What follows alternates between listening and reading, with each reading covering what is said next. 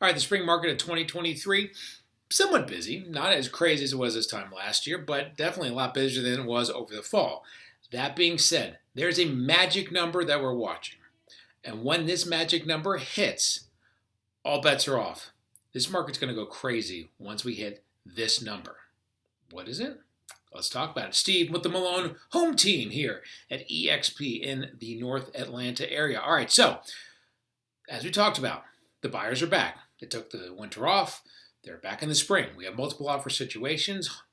The listings are coming back not as fast as we want them to, so we still have a very low listing environment, especially with all the buyers coming back, sellers coming back slower, so we still have multiple offers.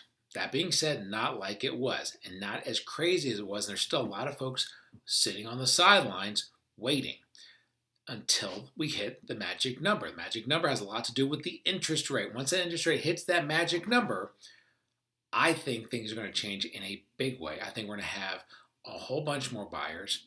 I think the sellers are going to finally be signaled to jump back into the pool, and I really think that things are going to really pick up when we hit this magic number. What is it? We're going to talk about it. First, I want to break the whole thing down, kind of how we got here, where we are now, what's next. When we hit the magic number, what happens after that? So let's break it all down. Talk about the magic number. Talking about the market of 2023. Here we go. So the first thing we want to talk about is the magic number, and that is the interest rates and where the interest rates are going. When it hits this interest rate, there was just a report done that showed that when it hits the magic number, 71% of buyers that were talked to or asked about said once it gets below this number, that's when they'll be willing to buy. Okay? Right now, we're well above that. We're at about 6.5% as of this recording. It's April 26th of 2023.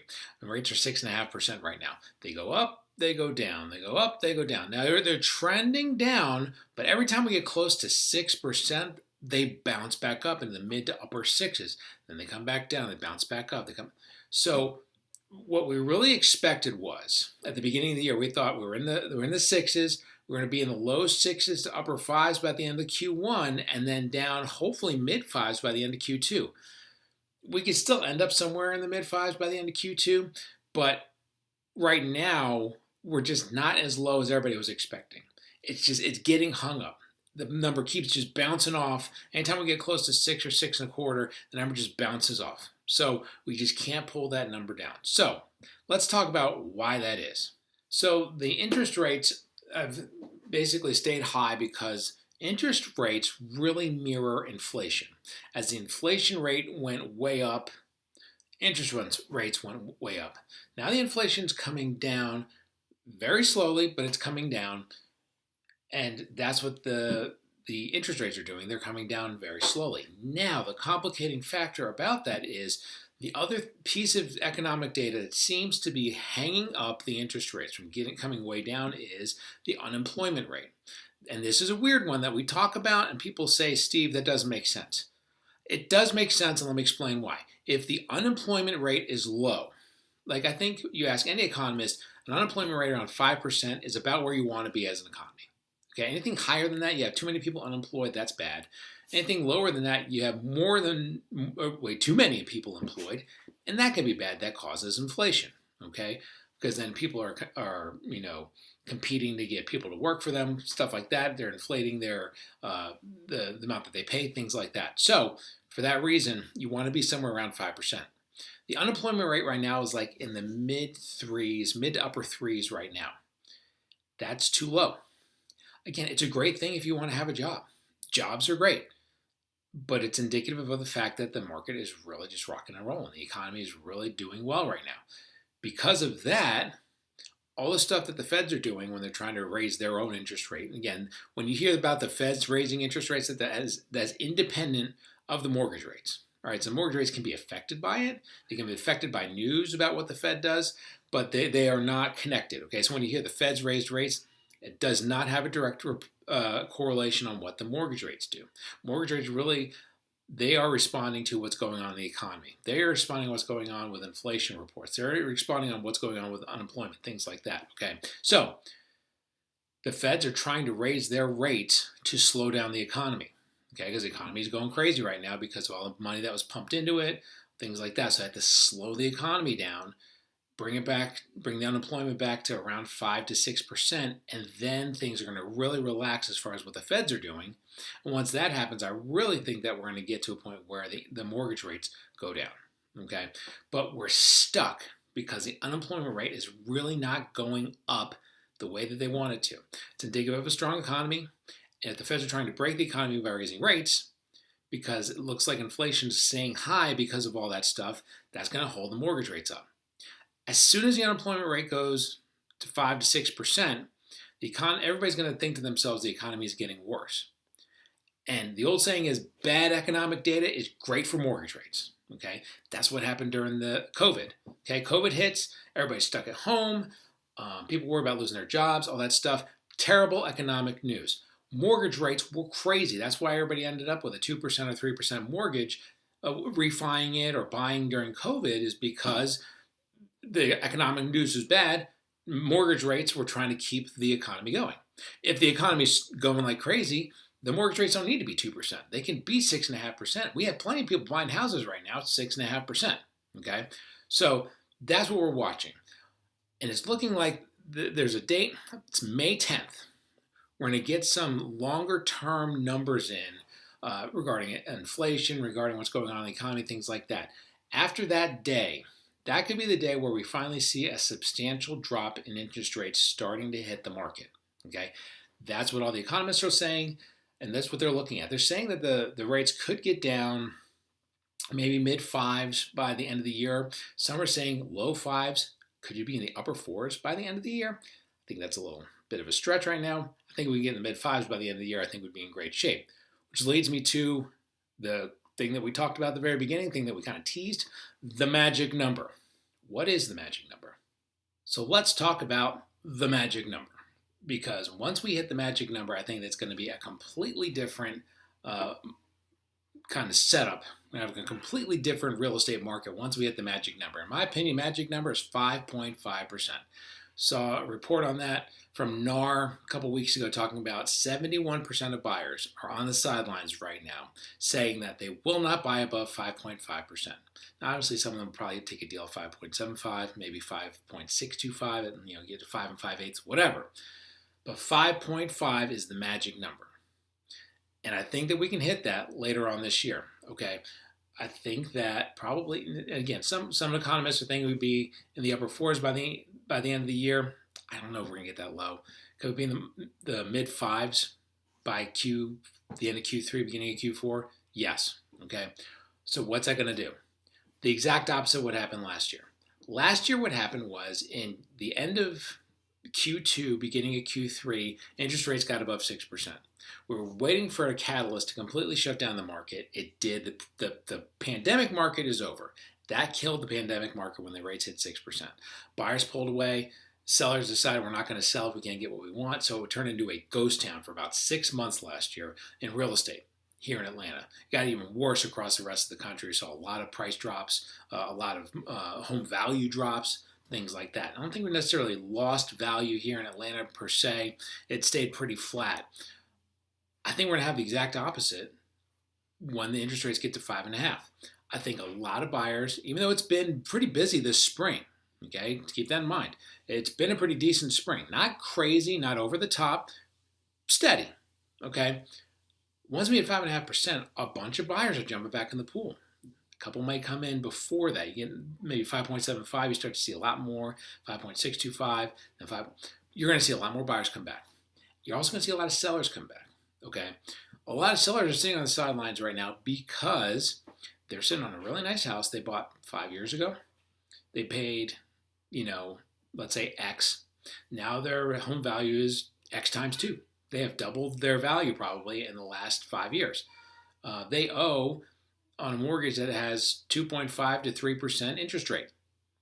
They don't want to sell their house, get a super crazy house at 7%. Okay, that's why people are sitting on the sidelines. Interest rates get to 5.5%. People are more willing to take that risk or take that jump to get the better house, the nicer house, the next house, going from 2.5 or 3 to 5.5 than they are going 2.5, 3 to 7, or even 7.5 is where we were at one point. Yeah, people don't want to make that jump. 5.5, they'll swallow the pill, they'll make the jump. So what do I think? This year it's going to be a pretty steady spring. Okay, interest rates still holding the mid sixes right now. I think that we get to probably the middle part of July. Usually the market goes quiet because we get into that kind of go back to school lull. Okay, so that's going to be mid-July through Labor Day. Usually a very quiet time period in real estate. Once we get to Labor Day, then all bets are off. I think that we're going to have a very, very strong fall. Okay, and we typically do. We have an increase in fall in coming out of August and into September, October, November, December. Usually by the middle part of December, the machine has gone quiet again for at least a month, and then it picks back up going into spring. Okay, so we got those couple lulls. But in the meantime, I think we're going to have a better than average fall this year because the interest rates are coming back down, and I think it's going to set us up for a very strong spring next year. Okay, so that's what it looks like right now. The question is, if you're in the market, what does it mean for you? If you're in the market, think about making a move. Here's what the train looks like right now. Yeah, we're doing this end of April 2023. The home prices are going to keep going up. Okay, they're not going to go up 20% every year like they have the last couple of years during the pandemic. Okay, that's over. Okay, they're going to go up in that 5 to 10% range every year. Okay, so home prices are going to continue to go up because we just don't have enough homes on the market. The lack of inventory is going to drive the prices. Okay, so keep that in mind. Also, mortgage rates, while we don't know when it's going to happen, at some point they're going to get to 5.5%. Sometime I'm in my mid-40s. Sometimes before I retire and ride off into the sunset, interest rate's going to be at 5.5%. I would have thought it would have happened by now. It hasn't. At some point, I'm comfortable saying that. Sometime before I retire, they'll be back to 5.5%. Okay. When interest rates, and I think it's going to be later on this year, but we'll see what happens. But once those interest rates get back to 5.5%, a whole bunch of buyers are going to come back. You're going to have a whole lot more demand. Sellers are going to come back, but I think you're going to have more buyers than sellers. So I think we're going to keep in this cycle of having less homes, things like that, blah, blah, blah. That's going to increase the number of people that are looking. It's going to slowly increase the number of homes that are on the market. And what you're going to end up with, home prices continuing to go up. So if you're looking at a house right now, okay, if you wait a year because you want to wait till the interest rates come down, what you're going to deal with is a more expensive house next year, and you're going to have a much bigger kind of battle on your hands going up against other buyers because you have a whole lot more buyers back in the pool once the interest rates come down. Or you can buy now. You buy now, well, there's still multiple offers, but it's not crazy. You can still get a decent deal. You can get an inspection on a house, get an appraisal on a house, things like that. You buy now. You refi in a year if the interest rates come back down to the low 5s, upper 4s, and if it makes sense, you refi then. So that way, then you get the loan that you want on a cheaper house because you bought it now and you didn't have to pay $30,000 more than asking price because you're going up against 20 other people. Okay, I'm telling all of our buyers, this is the time. Okay, yes, at the end of last year there was a lot of uncertainty in the market. To me, finally, within the last couple of months, there's become a little bit more certainty as far as what direction the market's going in. The market is steady and it's going to pick up once the interest rates come back down. Again, when that happens, we don't know. It's probably going to be in the fall. It's going to set up for a decent fall, decent spring. That's my story and I'm sticking to it. But if you're buying, what that means is now's the time. If you wait, and I see this, a lot of people post this, a lot of people talk about this, our coaches talk about this, you're going to have buyers next year who are competing against 30 other people, 30 other offers for a house, having to go $30,000 or $40,000 more on a house that is a lot more next year than it is right now. And they're going to look back and think, man, I should have bought this house a year ago. And I think all of us can say that. All of us can look back and say, do you know a house that you like, that you saw, that you want, that you used in that, and you think, man, 5 years ago, this is what it was. Man, I should have bought that house then. That a lot of people are going to be saying that this time next year. That's my opinion. Okay, I could be dead wrong, but that's my opinion. So if you're looking to buy, this is your time. If you're looking to sell, I think that now is a great time to sell because you got buyers looking. I think fall is a great time to sell. You're going to have motivated buyers looking. I think next year is going to be a great time to sell because you're going to have buyers looking. Okay. And I also think that we're going to have more inventory picking up. So that becomes a question of if you're selling to buy something else, it may make sense to wait until we get more inventory on the market.